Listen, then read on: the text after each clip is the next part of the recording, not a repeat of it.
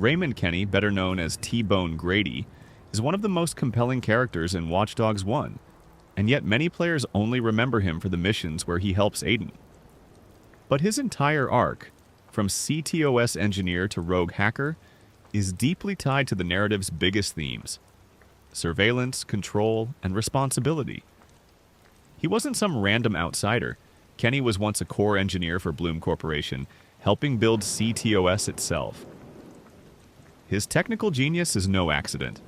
He understood the architecture, he wrote important components of the system, and he saw, earlier than most, what ctOS could become. But over time, Kenney grew disillusioned. He recognized that a system designed for efficiency and city management could easily be twisted into something invasive, coercive, and controlling. His turning point came with the infamous Northeast blackout of 2003. According to the lore, Kenney deliberately manipulated a vulnerability in a Blume facility connected to electricity transmission, triggering a blackout that caused multiple deaths.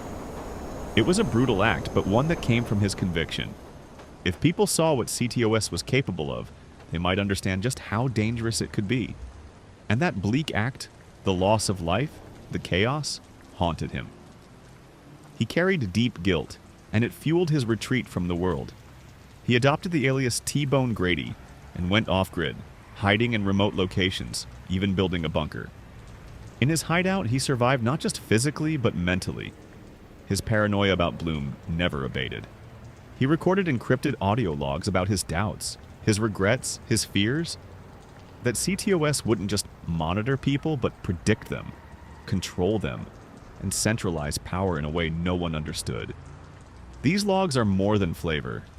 They're a window into the man behind the hacker, someone who helped write the code and then realized it was a weapon. When Aiden Pearce comes into the picture, that's where Kenney's role shifts again. Aiden tracks him down, persuades him to upload a virus into the ctOS database, not just to hide Kenney's identity, but to liberate him from Blume's reach. That moment is deeply symbolic. Kenney, who helped build this all-powerful system, uses his own creation, manipulated by Aiden, to erase himself. It's not just vanishing, it's reclaiming his autonomy. But even after that, Kenney's resistance is not naive or romantic. He's practical, scarred, and deeply aware of the cost. His plan isn't some one-time heroic hack to destroy ctOS. It's a long game. He wants to remain invisible, to stay off the grid because he knows that if Blume can find him, they won't hesitate to neutralize him. And he's built defenses, not just through technology, but through his mindset. He's not the kind of hero who craves recognition. He's a ghost who wants to correct a mistake. Another layer to his story is how he connects to Tobias Frewer, another former Blume engineer. Frewer helped build key parts of ctOS and later fell apart, mentally and emotionally, under the weight of his own conscience. Their relationship, imperfect, bitter, but tied by shared history, is part of why Kenney's arc resonates.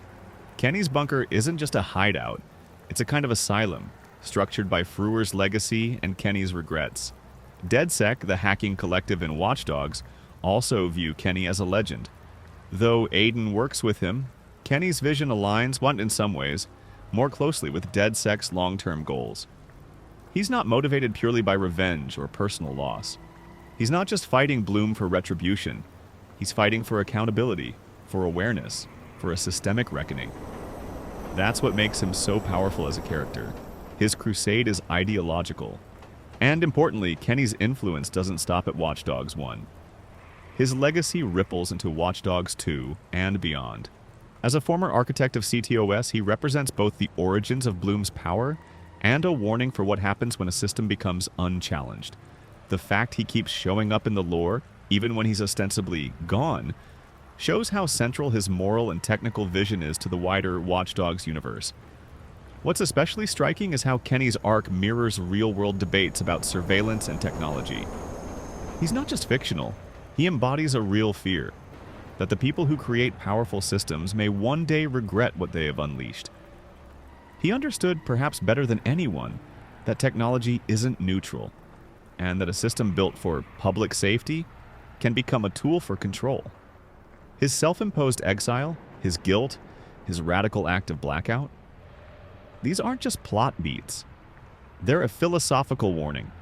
In a game that's often remembered for its action, its hacking puzzles, and Aiden's vendetta, Kenney's story is the quietest but perhaps the most important. He doesn't want fame. He doesn't want to be a hero.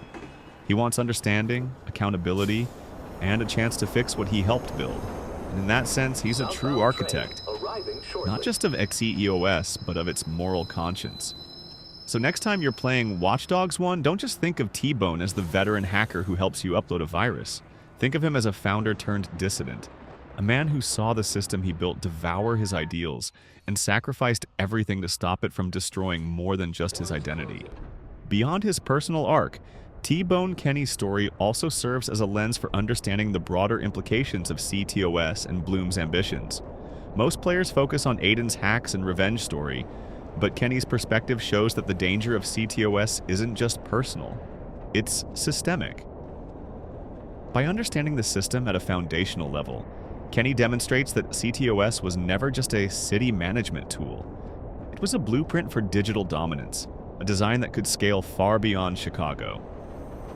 Kenney's actions also reveal how the game explores the ethical tension between knowledge and power. As a former architect of ctOS, he had access to the deepest layers of the network. He could manipulate it in ways that no outsider could. And yet he uses that access selectively, not recklessly. This contrasts sharply with Aiden, whose hacking is motivated by revenge and survival.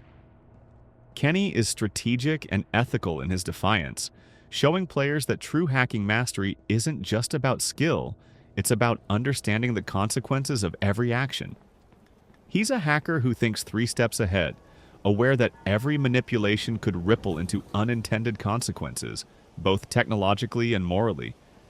Kenney's knowledge of ctOS also reveals the layers of corporate complicity and global ambition within Blume.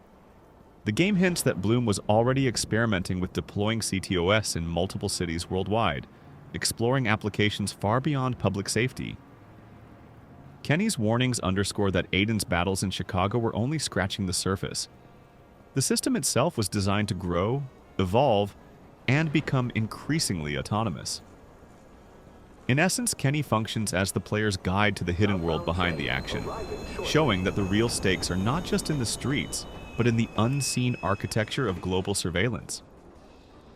Another interesting element is Kenney's personal transformation from a creator to a dissident. It's a rare perspective in video games. Someone who builds a system, then realizes it's morally corrupt and takes responsibility for challenging it. This makes him a mirror to the player, so a reminder that skill without conscience can be dangerous, and that understanding the system is only meaningful if paired with ethical action. Kenney doesn't just warn about ctOS's capabilities, he embodies the consequences of ignoring those warnings until it's almost too late. His ongoing influence is felt even after the events of Watch Dogs 1. Within the lore, his name is often referenced as a cautionary tale by hackers and whistleblowers, inspiring groups like DedSec to act with purpose.